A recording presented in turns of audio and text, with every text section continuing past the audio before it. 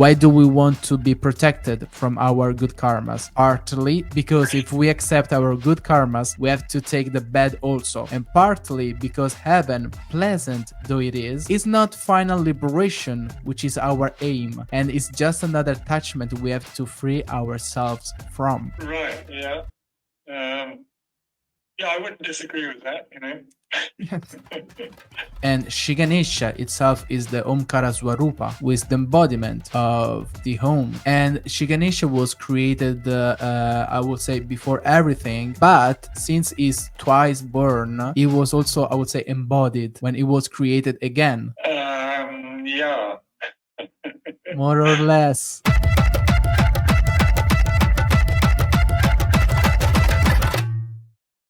Hello. Let's try this.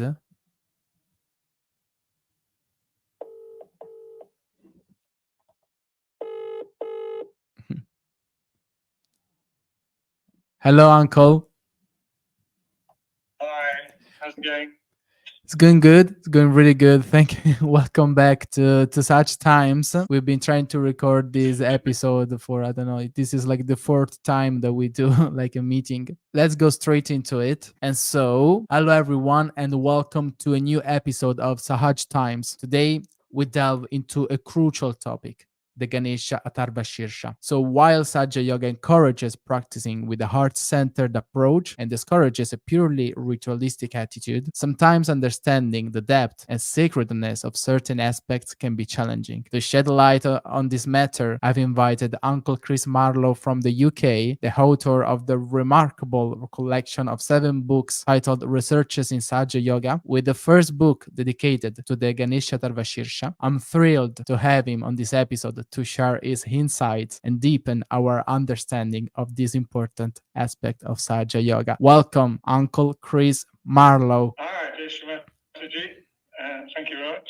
Good to be here. Thank you for joining. And so I'm sure that it was like a really huge adventure to write all of these books. I don't know how many years did it take to do that, and how many years did it take actually? Yeah, I just started writing really when I moved to India, which was in 2001. So last sort of 20 years. So some of the books sort of finished, some are still in the process. Yeah, I mean, I think it's always evolving. And what our listeners can learn about the Ganesha Atharva Sheersha, we'll find out. And I think that we can start actually from the title, because the Ganesha Atharva Sheersha is an Atharva Sheersha. But what is an Atharva Sheersha? The title Atharva Sheersha, Atharva is the name of the fourth Veda, the Rig Veda, Sama Veda, Yajur, and the Atharva. And the Atharva Veda contains many invocations and prayers and sort of magic spells, you might say.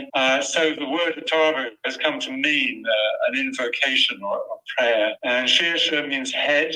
And like head in English, it means the highest, the best, the chief, the most important person. So Ganesha Atharva Sheersha means highest praise of Sri Ganesha, chief invocation to him, to activate his power, shall we say. Yeah, that's really interesting, because there is also a paragraph where is described really well the meaning of the word Ganesha, because this Ganapati, the beginning Gana, which is maybe also the union of 2 bija mantras, which are Ga and Ni, or Ga and Na, which are like the bija mantras for Muladhara chakra and the Sahasrara. Yeah, I mean, actually, Gana is a word with many meanings. As you say, you can divide it in several ways. Just the word Gana comes from the meaning of gun means to count or to calculate. Gana is any kind of group or something. It's a series of things. It means the people, actually. So, for example, the government of India is called the Ganatantra, controlled by the people. In other words, democracy. So Ganesha can mean the people's gods, or the protector of the people, Ganapati. Or Gana can mean just the servants of Lord Shiva, the Ganas, they're sort of like... So Shimantaji says that they are the Ganas. They're actually doing all the work. we don't have to worry about that because it's all being looked after. So Shri Ganesha is the leader of them. He controls. So if we go out of balance, if we do something bad, we get some problems because Shri Ganesha throws a few obstacles in the way. Say, if we get out of the right path. You know. Yeah, you also mentioned Shri Ganesha also as someone who can put obstacles rather than like in these 12 names is known as the remover of the obstacles, and that is really it was interesting because in the book it's also mentioned that Shri Ganesha before it was considered as a mischievous deity because he could put obstacles if it wasn't worshipped properly. Yeah, I mean, actually, the name Vinayaka means like an imp, means a little sort of a mischievous deity. The lord of obstacles doesn't mean he removes them. It means he puts them or removes them according to whatever we need. There is like an alternative story of the creation of Shri Ganesha is about this. Yes, there is this. It's said that in each age, Krita Yuga, Satya Yuga, and Kali Yuga, whatever, that there's a different. Shri Ganesha has a different method of becoming manifested, whatever. So in the previous age, all the saints and sages complained to Lord Shiva that it was too easy to get self-realization. Even some sort of bad guy, just sat down would get self-realization, and they felt that unfair. So they asked Lord Shiva to do something about it. So he created Shri Ganesha to throw obstacles in the path of people who were, shall we say, are still under the influence of various illusions. The interesting thing about the Indian system is that they don't really have a concept of good and evil. Like in the West, we have God and the devil, and they're sort of fighting each other. In Indian thought, it's more that there's a divine, and that the people who are evil are simply deluded, that they've got some serious illusions on them, and that's what's causing them to behave badly. Once those illusions get removed, then they become enlightened and no problem. Everything's fine. So like Ravana was, deluded by lust, for example. And yes, so that was one of the alternative stories of the creation of Shri Ganesha. But going back to the Ganesha Atharva Sheersha, we might talk a little bit about the creation of the everything, and which is also the beginning of the Ganesha Atharva Sheersha because it starts with the Om. And Uncle, no one better than you can describe what everything about the Om. I'm sure that's not true, but anyway, actually, every Sanskrit praise actually starts off with an invocation to Shri Ganesha. Ganesha Atharva Sheersha starts, Om Namaste Ganapatiye. The Om is our great sacred syllable. I'm personally quite convinced that actually you can attain complete enlightenment just through saying Om, actually. And which is what it says in some of the Upanishads. And then Namaste means salutations to you. Namas means salutations. Te is to you. And Ganapatiye means to Shri Ganesha, to Shri Ganapati. But the interesting thing, one of the things about Namaha, which we say Namo Namaha at the end of a mantra, is that it can also be taken not just meaning salutations, bowing, is that we're surrendering to the divine. We're saying, not me, get rid of my ego. But Om itself is, we know it has the three syllables. As we know, the R is the power of the left side. That's the Shri Mahakali. U is the right side, Shri Mahasaraswati. And the Ma is Shri Mahalakshmi, the Sushumna Nadi. And then, as you mentioned earlier, the what is called the silent half syllable, which is Shrimati refers to as the Ardha Matra. Ardha means half, Matra means a syllable. That silent half syllable is only known to yogis, and it is felt as a sort of tingling on top of the head, like ants crawling around on top. So we know that tingling feeling that you get when the Kundalini passes up through the Brahmarandra, we get the self-realization. We have the three powers, the Mahakali, Mahasaraswati, Mahalakshmi, and then the half coil of the Kundalini, the half syllable, the Kundalini itself. We are talking about the Om. And Shri Ganesha itself is the Omkara Swarupa, who is the embodiment of the Om. And Shri Ganesha was created, I would say, before everything. But since he's twice born, he was also, I would say, embodied when he was created again. Yeah. More or less. Well, that's yeah. I mean, there are several stories, actually, different stories of how Shri Ganesha was created. But in nearly all of them, at some point, his head is cut off and replaced with that of an elephant. So actually, in the kind of Indian scriptures, the idea of having your head cut off denotes removal of the ego. So we can say he's made as a normal boy in the sense that he has the normal human illusions, whatever. But Lord Shiva removes his head, removes his ego, and he becomes spiritually enlightened. He gets the head of an elephant, which makes him very innocent, makes him very intelligent too. Is there like anything else you would like to add about the Om?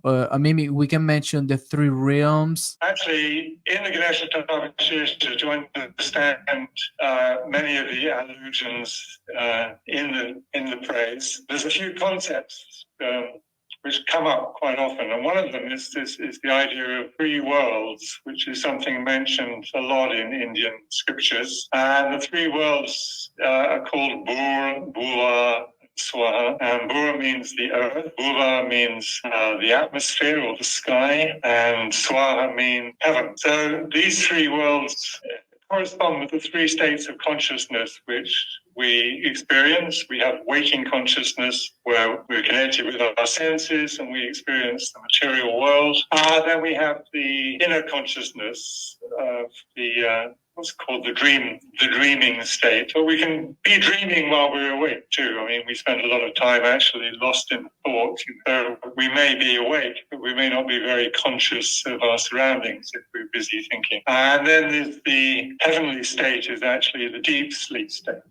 So when we enter deep sleep, and everybody needs about 2 or 3 hours of deep sleep per night, not just every person, but every creature, actually, all animals sleep. And in that state, we actually become thoughtless and we become connected to the divine, which nourishes us, and then we are refreshed in order to continue living. So when we get into meditation and Sahaja Yoga, actually we experience that deep sleep state consciously. When our attention goes up into Sahasrara, we become thoughtless and we become connected with the divine. So those three realms actually they're within us. I mean, Shri mentions in one talk, for example, that the R, U, and of the Om is the R is the lower section from the lower three chakras. The U is our middle section, that's the heart to Agya, and the Ma is the heavenly realm, which is top of the head and above that. Beyond that is also there is the what's called the Turiya state,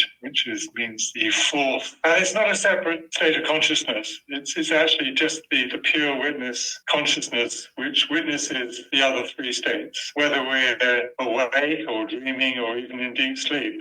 There's still that part of us which is experiencing those things. But I would say that I think maybe in the book is mentioned another one, which is a state that we cannot reach in our human body, in our in human form.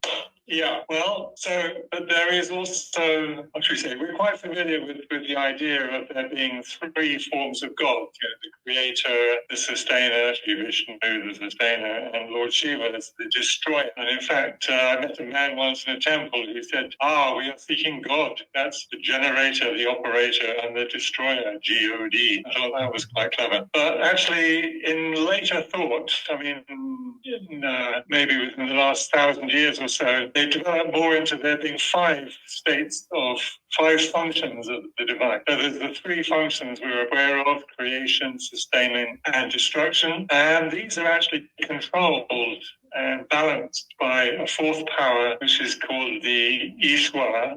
Ish means actually to control. So Ishwara is the controller. So it's said that in the time of the final dissolution, the pralaya, the dissolution of the universe, that although the three powers go into the Ishvara, they get sort of absorbed, and the Ishvara itself becomes reabsorbed into the Sadashiva, which is the Sada means the eternal, but Sadashiva means the eternal consciousness, and that is sort of supreme God Almighty. So we cannot actually enter into that fully in a human body. Below everything, below all of that, is there the Patala or the Patala? Well, I mean, Yeah. Yeah, there are said to be 7 levels of hell below the Muladhara chakra. So we have 7 worlds. When we say the Gayatri mantra, for example, we sometimes start Om Bhur, Om Bhuva, Om Swa, Om Mana, Om Jana, Om Tapa, Om Satyam, Om Brahma, Bhur, Bhuva, Swaha.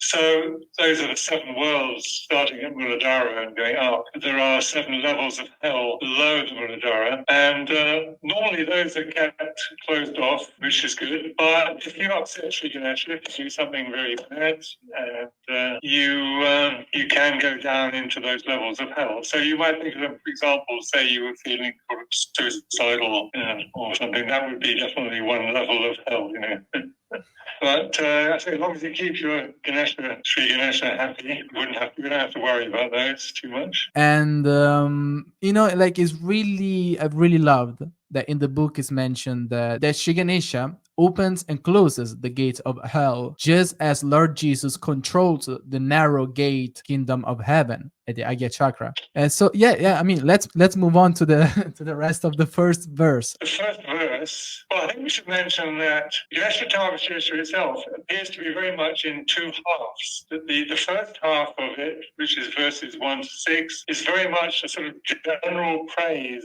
of the divine, which could be applied to any incarnation. It doesn't really mention Sri Ganesha's specific qualities itself. So the first half is a general praise outlining the qualities of the divine. So the second half is specifically about Sri Ganesha. The first half is, say, more of a general praise of the divine. So the first line, if we don't count Om Namaste Ganapatiye, Tvameva Pratyaksham Tattvamasi. Tvameva, Tvam means you, Eva means really, you really are. Tvameva, you are indeed, or some people translate it, you are verily, which is a sort of biblical thing. Pratyaksham means manifestation. Literally, Prati means in front of, Aksha is the eyes. So literally, Pratyaksham means before our eyes. You are manifesting before our eyes, and Tattvam means principles. So he is all those divine principles manifested in front of us. In other words,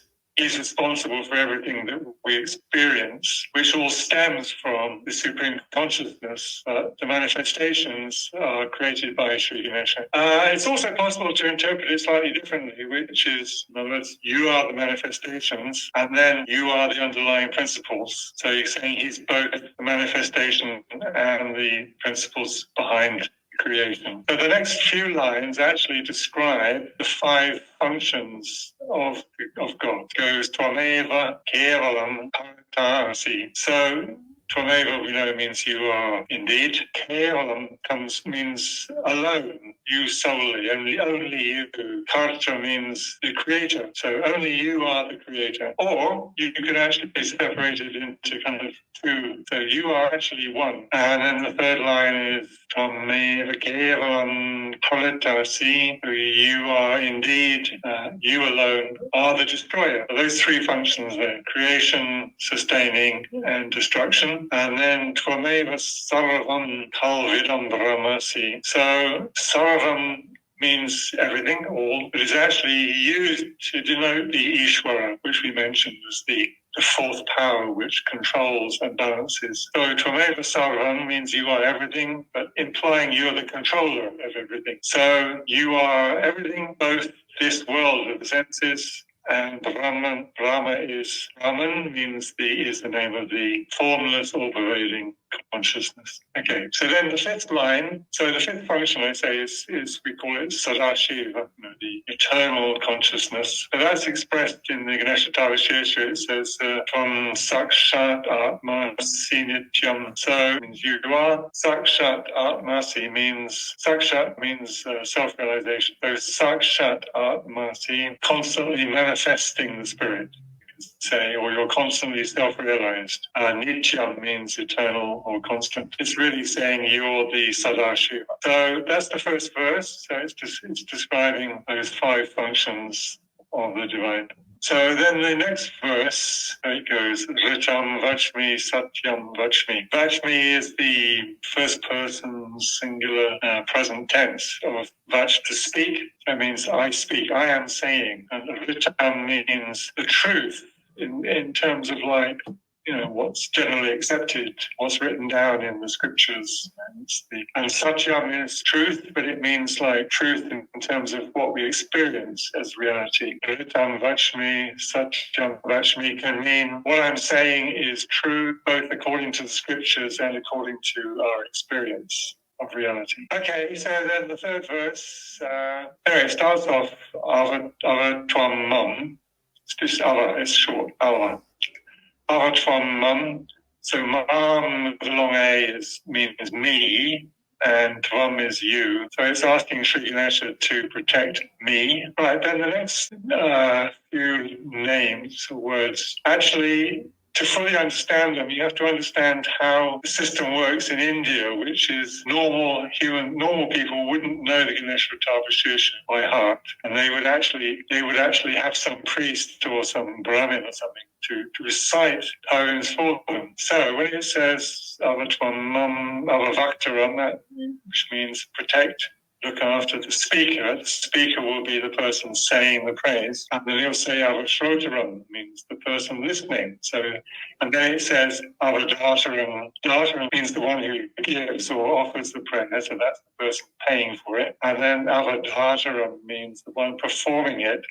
So again, there's sort of duality of somebody saying it and somebody else kind of having asked them to do it for them, you might say. So that doesn't apply in Sahaja Yoga, obviously. And then it says, Avanuchalam Avashishyam. So Anuchalam means somebody who can recite the Vedas by heart. Shishyam means a pupil or a sort of student. So anyway, we can see ourselves as all of those things, with the person saying it, but also still listening to ourselves, offering the prayer, and we're reciting it, and we're a person who knows it by heart, but we're also still a student, we're still learning. Then it's asked to protect us from the 6 directions. The directions in India are based on the idea that the devotee is facing the east. Avapashcha. Pascha means west. It says Avapashcha, that means protect from the west. But if you're facing east, west is the back. Okay, so it has that double meaning. It means protect me from behind as well as from the west. And then Puras is in front or from the east. And then Avotaratat, Uttaram is the left side or the north, and double meaning there. Dakshina is the right hand. And then Dakshina has another meaning, which is it's a fee you give to the guru. It's some present you make to your teacher. I think it's maybe because you give it with your right hand and you place it in their right hand. So it's the Dakshina you give. And then it says protect from below, which is Avadaratat and Avachurdavatat. Urdhva is above the top, and so there's 6 directions: back, front, left, right, down, and up. And then it says, protect me from all directions constantly. Sarvata Mam Pahi Pahi, that means protect. It's like ordering. It's an imperative. Pahi Pahi. Indians, they're not very polite, and they don't ask God to do things. They tell God to do something. Protect me, protect me. They're not asking, please, could you kindly protect me? And then Samantat means continuously. Can I stop you right there? Because the verse 3 has many, I think, inner topics within it. Because as you said, the verse is not really asking, is rather ordering Shri Ganesha to protect us from several directions. Facing east for worship is a tradition in many religions. Churches are built with the altar at the east end, and generally the murti, which is the image of God, is not placed such that the worshipper is facing south, because this is the realm of Sri Yama, which is the god of death. And that's also the reason why like we sleep with the head towards north and not towards south, or at least not towards south. Yeah, I mean, there's many opinions, but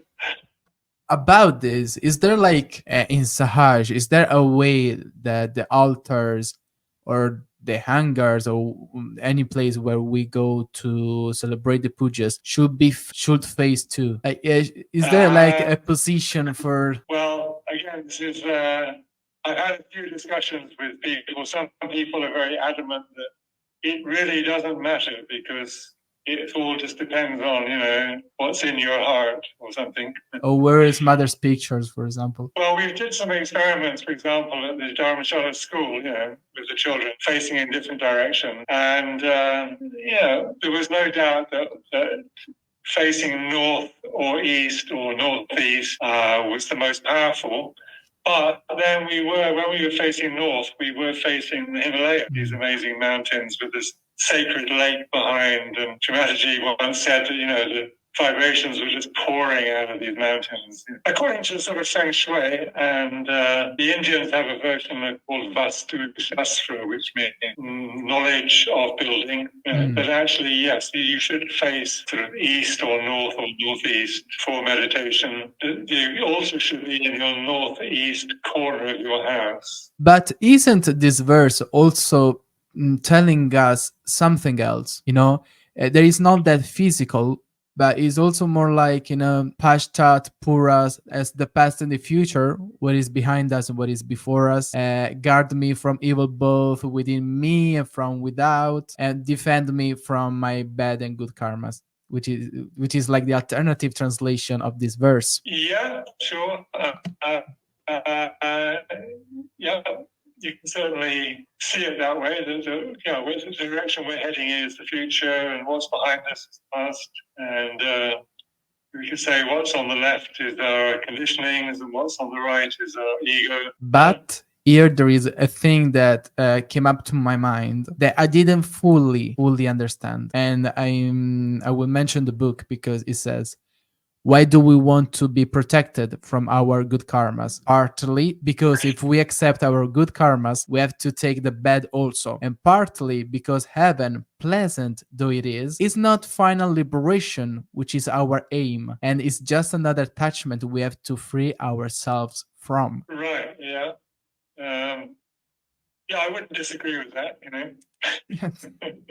Yeah, I mean, the point is that we should be beyond karma, guys. There's a sort of famous sort of Zen Buddhist saying, where the guy asks the master, he says, is a realized soul, is he beyond karma or not? Because the guy said it was decided that he was being too kind of dualistic, too black and white to make a definitive answer like that. He was condemned to 24 lifetimes as a fox. Yeah.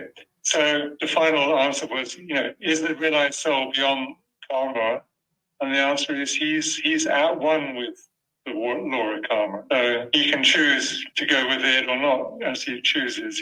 And okay. Fourth verse, which are the Shri Ganesha as the divine qualities in a man. Right. Okay. So it starts with Tvam Vang Maya, from Chin Maya. Maya with short A is Maya, not Maya, meaning illusion. Just means kind of made of. You are. Vang means speech. So you are.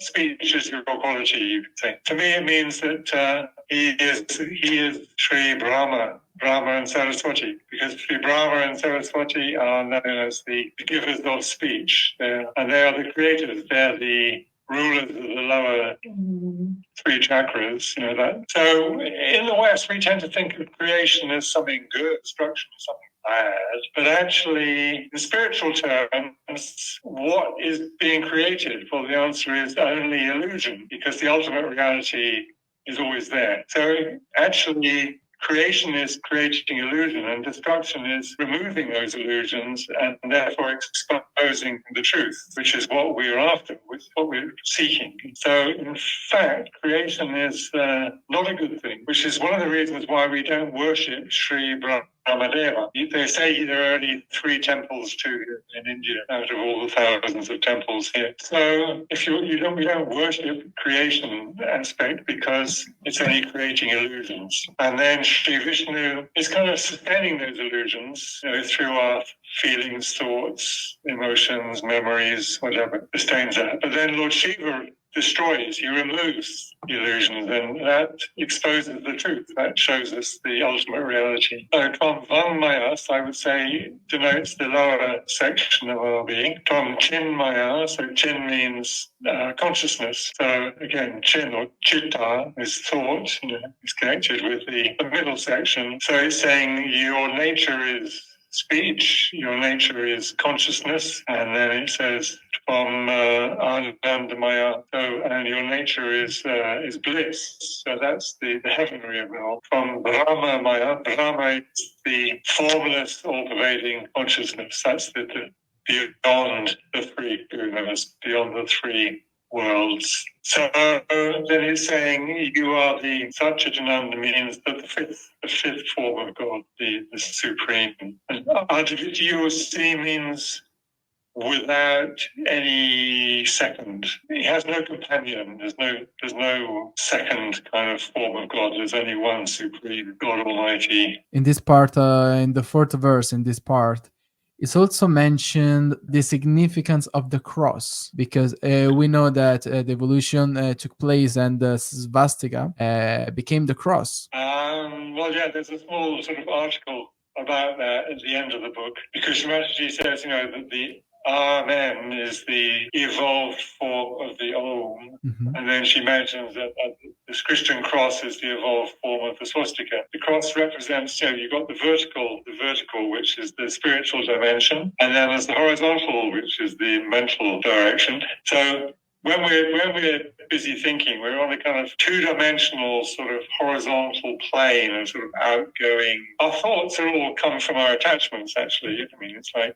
what we're thinking about. If you question yourself, what am I actually thinking about? You'll find that it's things that you're attached to, but it can be helpful also to question them. So again, Tvam Pratyakshan means so you are the manifestation of everything what we experience with the senses, and you are the formless consciousness which is beyond all of that.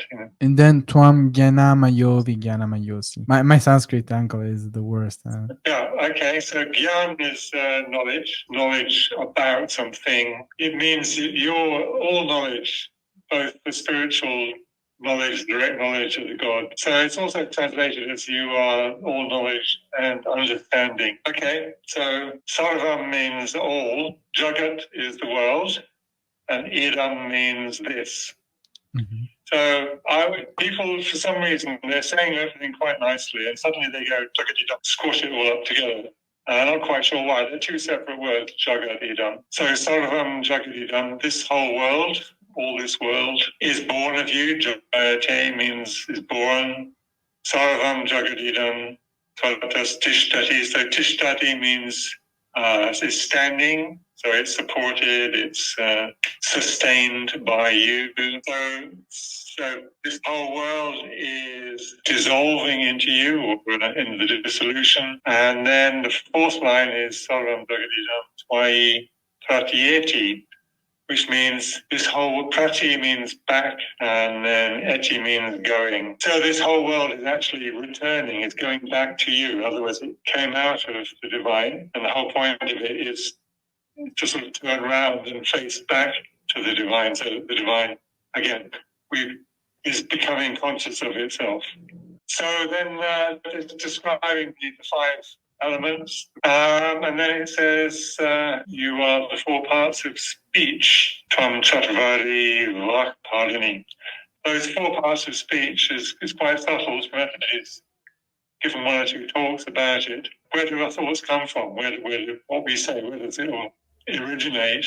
Right, so then it says Tvam Gunatraya Titaha. It's the five elements, and then the four parts of speech, and then the three gunas. The three gunas themselves create everything. The interaction of those three powers actually produces creation. Shri Ganesha is beyond those. So he's beyond the three gunas, the three attributes of Gunatrayati Jatam Deha. So the three bodies are the physical bodily, there's the gross physical body, and there's the subtle body, the sukshma sharira, which we know about, the subtle body. And then the third body is called the causal body, which is the body of sort of the bliss or the divine. And you are beyond the three times? Time Kala. So it's spelled three times, of course, past, present, and future. If we've been fortunate enough to have a very deep experience in meditation where we felt, that we somehow went beyond time, that we were in sort of infinity and eternity. But the interesting thing about going beyond time is that actually, there have been great prophets. One of the things about prophets was that they prophesied, they saw the future. We, as Sahaja Yogis, we don't really want those kind of powers. They're very unhelpful, actually. Yeah, so then there's a line from Muladhara Stitosi Nityam. Yeah. So, which is actually kind of unusual for many, many reasons. One is that it does actually mention something specific to Shri Ganesha, that he's placed at the Muladhara chakra.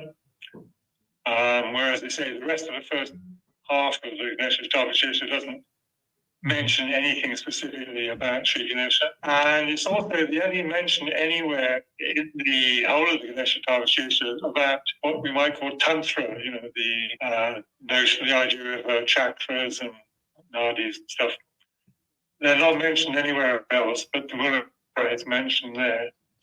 So it makes you think that it also may have been put in later, because the original Ganesha Atharva Sheersha had a line there, which was Tvamavastha Trayati Jahan. And Avastha means the states of consciousness, that you're beyond the three states of consciousness, which is, we mentioned, are the waking, dreaming, and deep sleep states. And that line has been removed, and this line from Muladhara Stitosi Nityam seems to have been inserted instead. Okay, so from Shakti Trayatmaka. So again, it's mentioning that Shri Ganesha is the Atmaka, means the kind of essence of the three Shaktis. So the three Shaktis we know are Shri Mahakali, Mahasaraswati, Mahalakshmi. Within him is the kind of the seeds, so we say, of those three powers, which Shreji also mentions about the Om, that the seeds of the powers are there. They're not sort of fully manifested, but so then the last verse, Twam, this Twam actually, they've got a long A, it's Twam with a long A, which means it's the accusative. So it's saying Twam Yogina Yayanti Nityam. That means yogis always meditate on you. So it's not saying you're doing something, it's saying that the yogis are meditating on you. Nityam means constantly, but it actually can also mean like every day. Okay, so if you, this seems to be a bit of an allusion to the Bhagavad Gita, actually. Because in the Bhagavad Gita, it's Sri Krishna, when he's talking to Arjuna, he's saying that, of deities, I am Sri Vishnu, and of the asterisms, I am Sri Surya, and so on and so on. So it's a kind of similar thing. He's saying that he's Brahma, Vishnu, and Rudra. Rudra is Shiva. But there's a sort of Vedic name for Shiva. But also they have their places like Brahma is the Swadhisthana chakra, and then Vishnu is the Navi chakra, and Rudra is the heart. And then Indra is the king of the gods, so he's sort of in the Vishuddhi, his weapon is the thunderbolt. So it's like Sri Vishnu Maya is the lightning on the left, and Sri Indra is the thunderbolt on the right.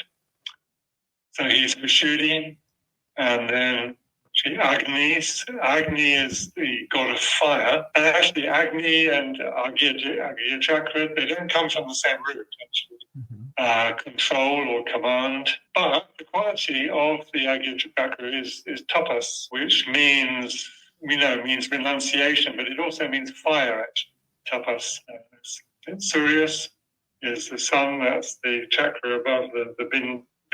Above the thing. Bindu means this point or the dot, or it also means the sun. And then the Chandramas. Chandramas is the crescent moon. And then Brahma is the formless or prevailing consciousness beyond that. So Brahma, and then Bhuvaswa are the three worlds we mentioned, the earth, atmosphere, and heaven. And then the Om, as we know, is Om. That's the sound of creation. And that's the end of verse 6. That's like halfway in Ganesha Atharva Sheersha. It's the end of the verse 6. Is also probably the end of the part 1 of this episode. And so everyone, all the listeners can take a break because there are many information. So thank you really much, Uncle. And see you next week. Thank you really much, Uncle. Okay. Thanks, Yoshimaru, Uncle. See ya. Bye. Okay. All the best. End of the first part. Yes, it's gonna be long.